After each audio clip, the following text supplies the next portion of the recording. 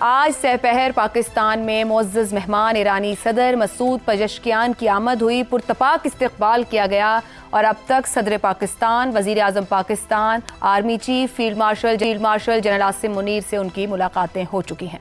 ईरानी सदर मसूद पज़ेश्कियान का इस्लामाबाद का ये दौरा सिर्फ सिफारती नहीं बल्कि खित्ते में बदलती हुई सूरत हाल के पस मंज़र में देखा जा रहा है।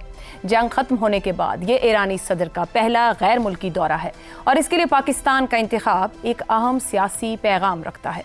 ईरानी सदर के इस्तकबाल में सदर आसिफ अली ज़रदारी, वज़ीर आज़म शहबाज शरीफ, नायब वज़ीर आज़म इसहाक डार और दीगर आला हुक्काम की मौजूदगी ने इस दौरे को रियासती सतह पर गैर मामूली अहमियत दी है।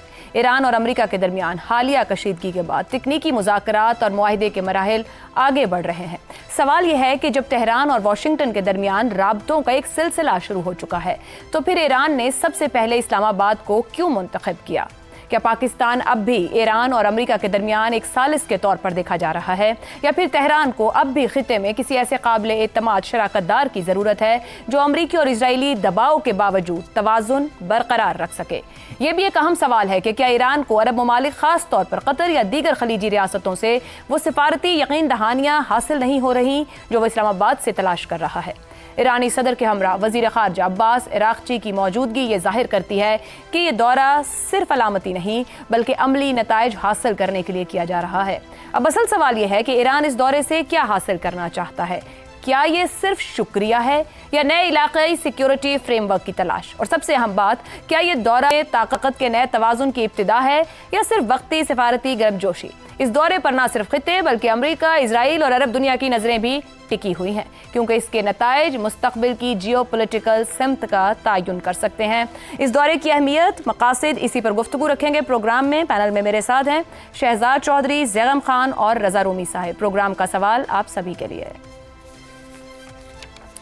पाकिस्तान का शुक्रिया, ईरानी सदर मसूद पज़ेश्कियान का दौरा पाकिस्तान, सिफरती आदाब का तकाजा या तेहरान इस्लामाबाद को नई स्ट्रेटेजिक ज़रूरत के तौर पर देखने लगा? रज़ा रूमी साहब, नए मामलात, नए ताल्लुकात तो हमें दिख रहे हैं। गुज़िश्ता साल मई के बाद भी हमने सूरत हाल बदलती देखी पाकिस्तान की खित्ते में और इस जंग के दौरान हमने पाकिस्तान के किरदार को दुनिया में बुलंद होते देखा, सफारती तौर पर मिलने वाली कामयाबियों को, जंग को रोकना।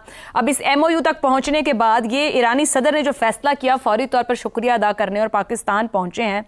हम तो इस पे बात कर रहे हैं तज्ज़िये तबसरे, मगर वेस्टर्न मीडिया भी इसको देख रहा है और बड़े गौर से देखने की कोशिश कर रहा है कि क्या अहमियत है, क्या मकासद हैं। ईरानी सदर पहुंचे हैं तो आया वाकई शुक्रिया अदा करने आए हैं, कोई फ्यूचरिस्टिक बातें हो रही हैं? किस तरीके की गुफ्तगू, तज्ज़िया या इस मुलाकात पर नज़र रखे हुए हैं बाहर से मीडिया? और कोई ना कोई अहमियत तो है इसकी, वाशिंगटन के नज़दीक भी और अरब ममालिक के नज़दीक भी इस मामले की। अब तक पाकिस्तान ने अपने बहुत ही तवाज़ुन से पूरे के पूरे मामले को चलाया है। यहाँ से आगे मुस्तकबिल में खित्ते की सूरत हाल, सिक्योरिटी सूरत हाल में पाकिस्तान के किरदार को कहाँ देखते हैं? आयशा, शुक्रिया। देखिए, पाकिस्तान का किरदार इस वक्त ये पूरा जो सालिसी और जंगबंदी और अब ये MOU में साइन हुए हैं तो ये तो अब दुनिया भर इस चीज़ की मोतरफ है कि पाकिस्तान का इसमें रोल जो है वो कलीदी है, सेंट्रल है जिसे अंग्रेजी में कहा जाता है।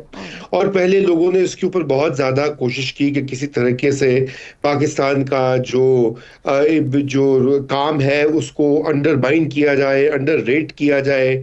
ये कहा गया कि जी कतर को ज़्यादा उसने काम किया है, कतर को ज़्यादा ईरान देखता है, ईरान ज़्यादा पसंद करता है, पाकिस्तान पे अभी भी शक करता है। आपको पता है इस तरह की कई आवाज़ें पाकिस्तान के अंदर और पाकिस्तान के बाहर, आप गयार को तो छोड़ दीजिए ना, मगरिब को या हिंदुस्तान वाले जो करते हैं, जो हमारे अपने लोग भी इस तरह की जो पेशीन गोइयां और दुर्फंतनियां छोड़ रहे थे। तो आज का एक रोजा दौरा जो है वो उनके लिए भरपूर जवाब है, ताबड़तोड़ किस्म का जवाब है कि ईरान के सदर अज खुद पाकिस्तान का शुक्रिया अदा कर दे। ऑफिशियल उनकी ये पोजीशन है।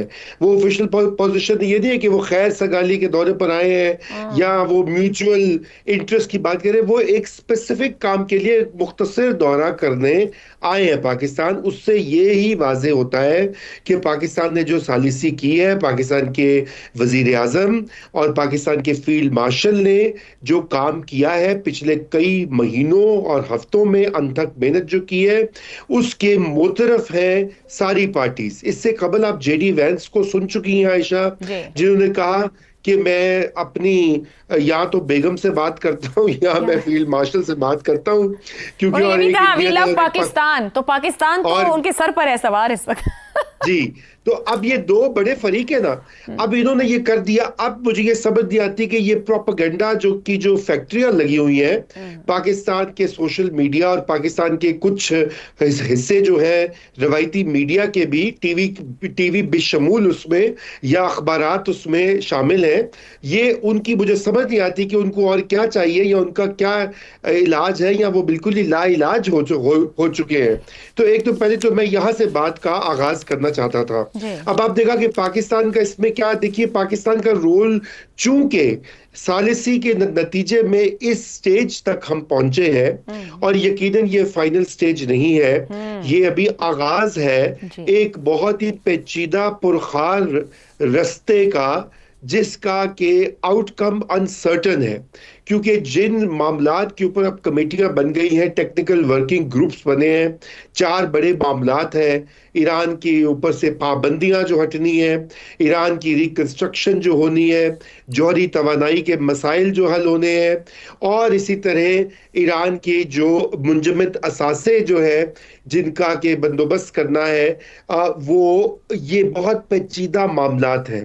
एक तरफ तो इनकी पेचीदगियां हैं, दूसरी जानिब एक ऐसा फरीक बैठा हुआ है मिडिल ईस्ट में जो किसी कीमत नहीं चाहता कि ये अमन जो है कायम रहे। उसकी ये ख्वाहिश है कि ये जंग दोबारा इसका आगाज हो और ये जंग फिर से छिड़े और ईरान को हिस्से बकरे किए जाए। जो काम पहले अधूरा छोड़ दिया अमेरिका बहादुर ने, वो दोबारा से उसको रीस्टार्ट किया जाए। ये तो आयशा इस वक्त है मसला जिसको हम जिसे हम डील करें। बहुत ही कॉम्प्लिकेटेड सिचुएशन है। तो साहब, एक तो इजराइल तो है ही है एक्शंस के साथ ग्राउंड पे, एक ट्रंप का ट्रुथ सोशल भी है। मतलब अच्छी भली चलती चीज के बीच में कोई ऐसा बयान दे दे कि ना सर पकड़ा जाएगा ना पैर, के कहने का मकसद क्या था, अगली बार एक नई बात। और कोई हल तो जेडी वैंस के पास भी इसका नहीं है। ये चला लेंगे 60 दिन ट्रंप साहब सब्र के साथ? देखिए, ट्रंप साहब चला लेंगे इसलिए कि वो क्या है कि वाकया सख्त है और जां अजीज, उनके पास ऑप्शन कोई नहीं है आयशा। क्योंकि अगर वो दोबारा से रीस्टार्ट करते हैं ये जंग, तो उसका सियासी और माशी नुकसान वो सारा फॉल आउट उन पर आएगा, उनकी जात पर आएगा, उनकी पार्टी पर आएगा। पहली तो ये बात है। लेकिन उससे भी ज्यादा मसला ट्रंप का ये है कि वो उन्होंने अपनी आवाम को ये भी तो बताना है बार बार कि देखो मैं कितना तगड़ा हूं। हालांकि जाने ना जाने गोली ना जाने बाग तो सारा जाने है कि अमेरिका को इस जंग में जिसे कहना चाहिए जीत नहीं हुई। अगर शिकस्ते फाश नहीं हुई जो ईरान कहता है वो नहीं हुई, तो जीत भी नहीं हुई। तो ये बात तो बहुत वाजे है। अच्छा, अब हम बात कर रहे थे पाकिस्तान के रोल की। पाकिस्तान का रोल, ब्रेक लेनी है पाकिस्तान के रोल पर, हम अगले बताते हैं। और आपसे आगाज करूंगी पाकिस्तान का किरदार क्या रहा, क्या मुमकिन तौर पर हो सकता है